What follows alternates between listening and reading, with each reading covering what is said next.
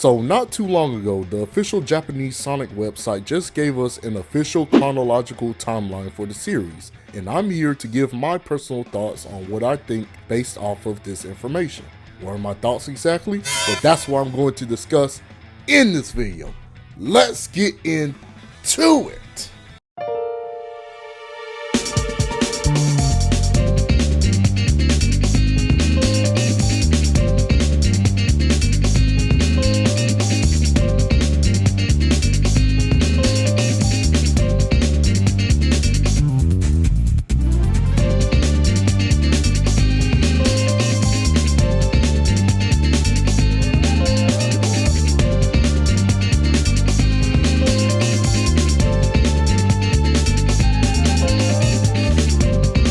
As we all know, the Sonic lore is a mess. Inconsistencies left and right. We went from Sonic's world being established as a cartoony surrealism world to a semi-photorealistic world. We went from the themes of environmentalism from the classic games to gods and government conspiracies and time travel and more gods, then back to environmentalism again and back to gods. And it all borders down to the lore being such a mess and is confusing in terms of where to put these games in chronological order.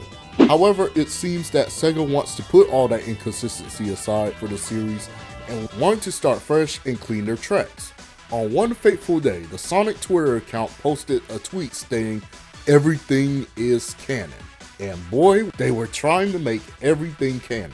Further proof being every project that went forward was canon. IDW and Sonic Prime were canon to the game timeline. Why did it have to be canon to the game timeline? But no, it's fine, right? Consistency matters, and that makes things easier for newcomers to understand the lore of this franchise.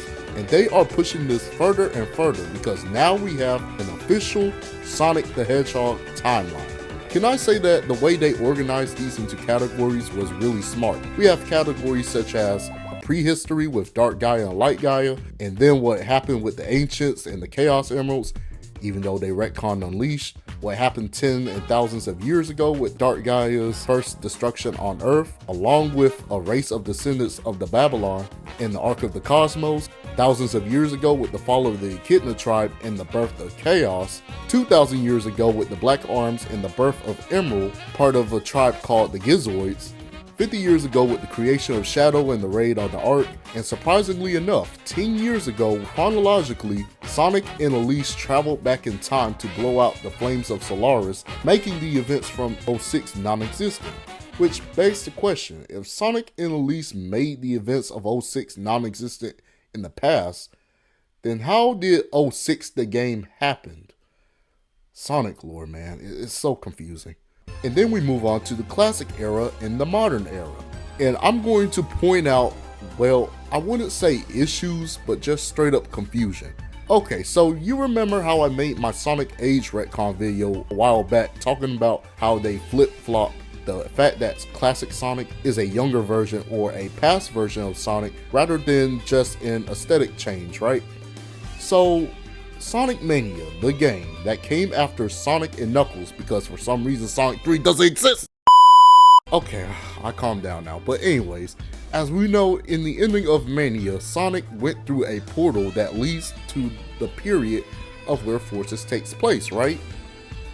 But it's established in the classic period that classic Sonic went through the events of Forces from his point of view, but afterwards he went back to his time period and Mania Adventures happened, and so did Mania Encore Mode, and then Superstars occurred, which Iizuka stated that is taking place before the events of Sonic Adventure 1. So the real question is, did classic Sonic travel to the future and Forces first before he did in Generations? Because if classic Sonic went to the future first in Forces, then second in Gens, then how did modern Sonic recognize classic? Because it's weird, because this is supposed to be the Sonic that grows into modern. I mean, Superstars takes place before Sonic Adventure 1, so does this mean modern Sonic already experienced his future self before? Oh my god, the lore just keeps getting more and more complicated. Since Superstars is before Sonic Adventure 1, things shouldn't be complicated going forward. Oh god damn it. Okay, now this is getting ridiculous, because what do you mean Sonic 4 Episode 1 and 2 is the start of the modern era? Okay, I guess that kind of makes sense considering Sonic 4 is apparently the sequel to Sonic and Knuckles, and that's why it's named Sonic 4, sequel to Sonic Knuckles. Then why is it named Sonic 4 if Sonic 3 doesn't exist? This don't make no sense. I like to shout out to Audrey Wynn GB. They took the timeline and simplified it into a diagram. If you want to take a deeper look after this video, I'll put the link in the description. But my personal thoughts on this timeline is that it's just the official timeline. I'm not surprised because let's be honest, and this is my opinion, this whole concept of Sonic having a consistent canon in an established chronological timeline is just stupid. Okay, look, I get it. The Sonic series is a mess when it comes to the lore, but the damage has already been done. There's been so many retcons and inconsistencies in terms of world building, the time periods, and all the way down to the characters' ages themselves, to the point that trying to clean up and try to make sense of those inconsistencies just makes things even more confusing and inconsistent. And if you really think about it, retcons has been in this series' DNA since day one. Let me elaborate. So, according to the Japanese manual for Sonic 1, the very first game in the entire series, it states that South Island is the home of the Chaos Emeralds. You know, the home where the emeralds reside.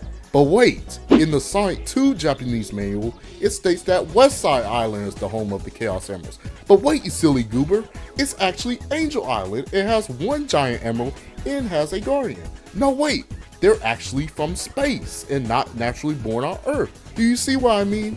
Retcons and inconsistencies are part of the Sonic series, and no amount of lore managers is going to fix that. We should all just treat the lore of the Sonic series like the Zelda timeline. Fans of Zelda doesn't scratch their heads trying to figure out which place each game takes place in, or trying to clean up the inconsistencies. Because the joy of The Legend of Zelda is that you can pick up any game in the series and automatically you can get into the world and the characters.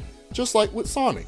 The charm of it is that the lore is a mess and inconsistent, but that's because you can pick up any game and you can know what this world is. No new fan wants to be like, oh my god, okay, which games do I have to play in order to get the full story? No, because that's not what Sonic is. Sonic isn't serialized. Every game is its own episodic story that you can just pick up and get into. There's nothing wrong with wanting consistency, but as I've stated, the damage has already been done.